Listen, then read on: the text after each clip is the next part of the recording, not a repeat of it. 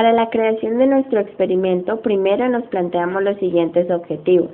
Primero, investigar todo lo relacionado sobre los aerogeneradores eólicos que transforman la energía cinética del viento en energía mecánica para finalmente producir energía eléctrica.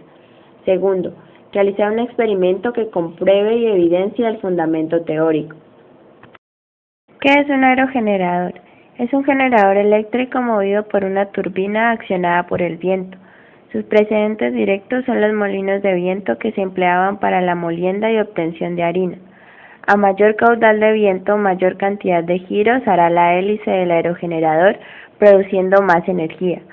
Los aerogeneradores generalmente van conectados al sistema de interconexión eléctrica, de tal manera que se disponga de la energía generada e inmediatamente se produce. Ahora vamos a estudiar las partes del aerogenerador. Primero, el rotor. Es el elemento que transforma la energía del viento en energía mecánica. A su vez, el rotor se compone de tres partes fundamentales: las palas, el eje y el buje. Segundo, el multiplicador. Es un elemento conectado al rotor que multiplica la velocidad de rotación del eje para alcanzar el elevado número de revoluciones que necesitan los dínamos, que son generadores de corriente continua y se usan en aerogeneradores de pequeña potencia que almacenan la energía eléctrica en baterías, y los alternadores, que son generadores de corriente alterna. Dentro de los multiplicadores podemos distinguir dos tipos. Uno de ellos son los multiplicadores de poleas dentadas. Se utilizan para rotores de baja potencia. Y otro son los multiplicadores de engranaje. En este tipo de multiplicadores, los engranajes están protegidos en cajas blindadas para evitar su desajuste y desengrasado. Tercero, el generador. La función del generador es transformar la energía mecánica en energía eléctrica. Cuarto, góndola. Es la estructura en la que se resguardan los elementos básicos de transformación de energía, es decir, eje de rotor, multiplicador, generador y sistemas auxiliares. Quinto, la torre. Es el elemento de sujeción y el que sitúa el rotor y los mecanismos que lo acompañan a la altura idónea. La torre tiene forma tubular y debe ser suficientemente resistente para aguantar todo el peso y los esfuerzos del viento y demás manifestaciones climáticas. En el exterior tiene escalas para ascender a la parte superior. Sexto, las palas del rotor. Son los elementos más importantes, pues son los que reciben la fuerza del viento y se mueven gracias a su diseño aerodinámico. Están fabricadas con resina de poliéster y fibra de vidrio sobre una estructura resistente, y su tamaño depende de la tecnología empleada y de la velocidad del viento. Séptimo, caja de cambios. Muchos usan una caja multiplicadora de velocidad de giro para adaptar la velocidad de rotor a una velocidad adecuada para el generador. Octavo, el buje. Es la pieza de unión entre las palas y el eje principal, y por lo tanto el transmisor de la fuerza del viento al interior de la góndola. Noveno, eje de baja velocidad. Este conecta el buje del rotor al multiplicador. Su velocidad de giro es muy lenta.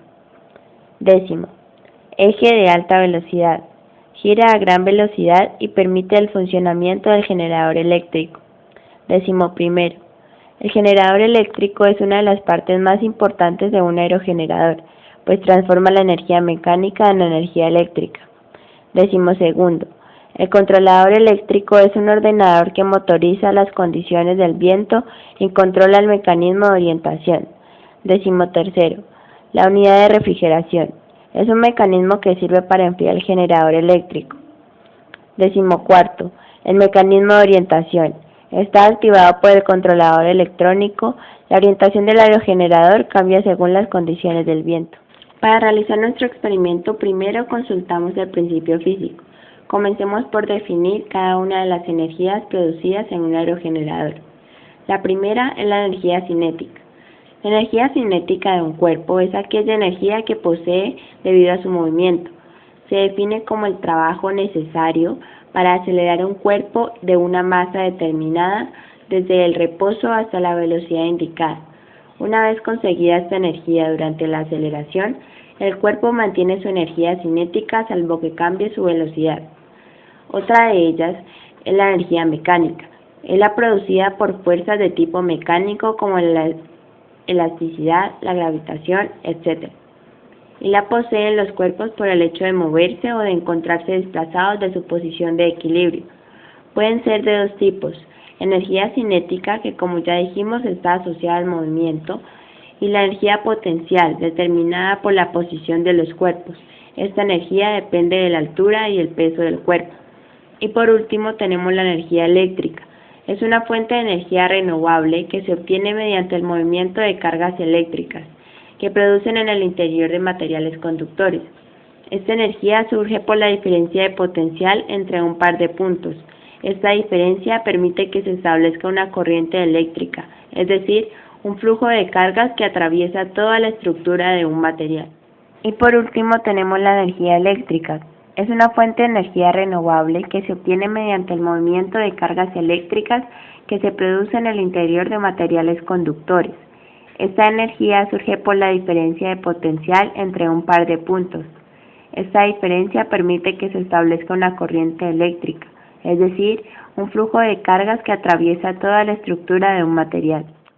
Ahora vamos a ver cómo es la transformación de la energía en un aerogenerador. El proceso de transformación de energía cinética del viento a energía eléctrica se sintetiza en los siguientes pasos. Primero, el viento, al estar en movimiento, contiene energía cinética, la cual, al incidir sobre las palas del aerogenerador, provoca el giro de las mismas. Segundo, mediante el rotor se transforma la energía cinética del viento en energía mecánica de rotación. Tercero, el rotor transmite esta velocidad al multiplicador a través del eje de baja velocidad.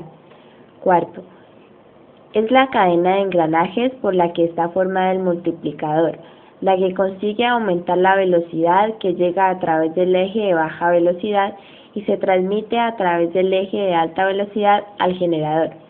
Quinto, el generador transforma la energía mecánica de rotación en energía eléctrica.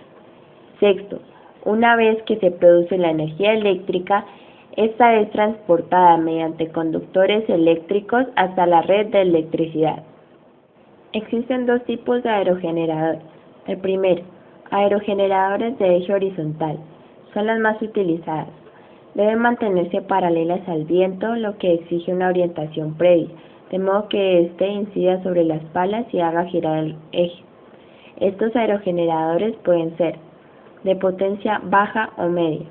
Suelen tener muchas aspas, máximo 24. Se utilizan en el medio rural y como complemento para viviendas. De alta potencia. Suelen tener como máximo 4 aspas de perfil aerodinámico, aunque normalmente tienen 3. Necesitan vientos de más de 9 metros por segundo. Tienen uso industrial, disponiéndose en parques o centrales eólicas. El segundo tipo de aerogenerador es el de eje vertical. Su desarrollo tecnológico está menos avanzado que las anteriores y su uso es escaso, aunque tiene perspectivas de crecimiento. No necesitan orientación y ofrece menos resistencia al viento. Los aerogeneradores tienen ciertas ventajas. Primero, son libres de contaminación. Su impacto al medio ambiente es mínimo. No emite sustancias tóxicas o gases, por lo que no causa contaminación del aire, el agua o el suelo, y no contribuye al efecto invernadero y al calentamiento global. Segundo, mientras haya viento se contará con el poder de generar energía eléctrica.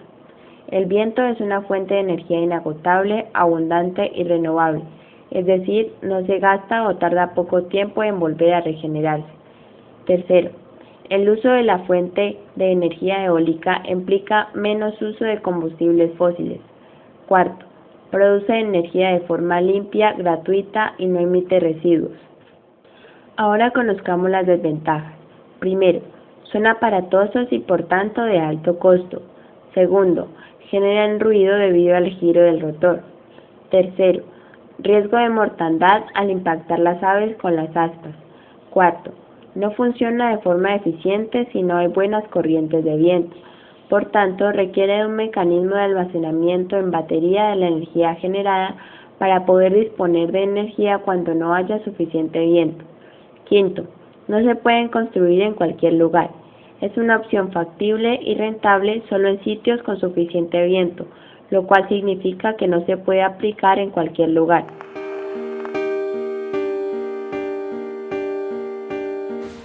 nuestro generador eólico vamos a utilizar los siguientes materiales: un motor y unas aspas, pero para facilitar nuestro montaje hemos utilizado un motor generador de 12 voltios y 2 amperios. Necesitamos bombillos LED, cuyo tamaño corresponde a la capacidad de cada generador. En este caso escogimos uno pequeño. Para hacer el montaje utilizamos una base de madera, la cual debe tener un soporte a determinada altura para sostener el generador y así simular los generadores reales. Utilizamos una casita para imitar los hogares a los que llega la energía eléctrica antes procesada por un transformador. Para generar las corrientes de aire que van a mover las aspas del ventilador, hemos empleado un secador a su mayor potencia.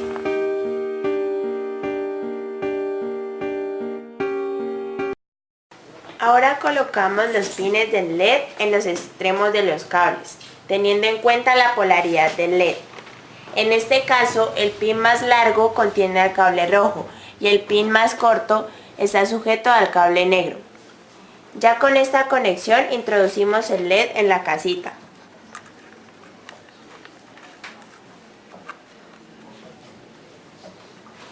Ponemos a funcionar el secador de modo que le proporcione el viento necesario para que las aspas giren.